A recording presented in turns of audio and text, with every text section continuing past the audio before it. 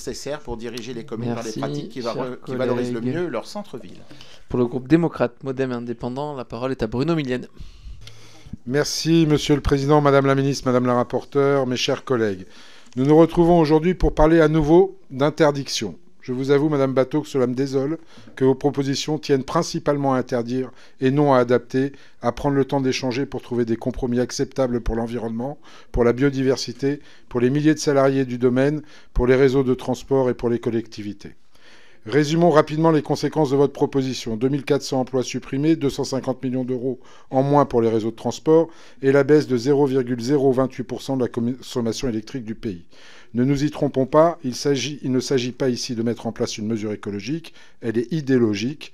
Lutter contre la publicité, notre groupe y est fermement opposé. Néanmoins, nous sommes favorables à travailler ensemble, à co-construire pour accélérer la transition énergétique du secteur. Les acteurs du transport public ne nous ont pas attendus pour traiter du sujet. Hier matin, ils se sont engagés à ce que 100% des panneaux lumineux puissent s'éteindre le soir dès le 1er janvier 2024. À nos yeux, il est préférable de réguler la publicité lumineuse plutôt que de l'interdire, afin notamment d'éviter que ces publicités soient reportées sur des supports plus énergivores. Ainsi, notre groupe proposera plusieurs choses.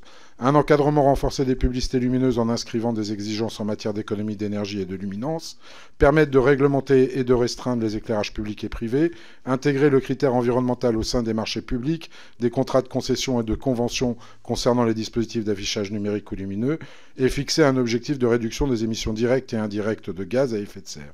De plus, nous sommes ouverts à un débat pour étendre ces différentes obligations aux autres sources de pollution lumineuse, par exemple pour les enseignes lumineuses et les vitrines de galeries en lien avec la préservation de la biodiversité. J'espère que nous aurons la possibilité d'avancer ensemble sur ces sujets et je vous assure, Madame la Ministre, de la volonté de notre groupe d'arriver à un consensus raisonnable.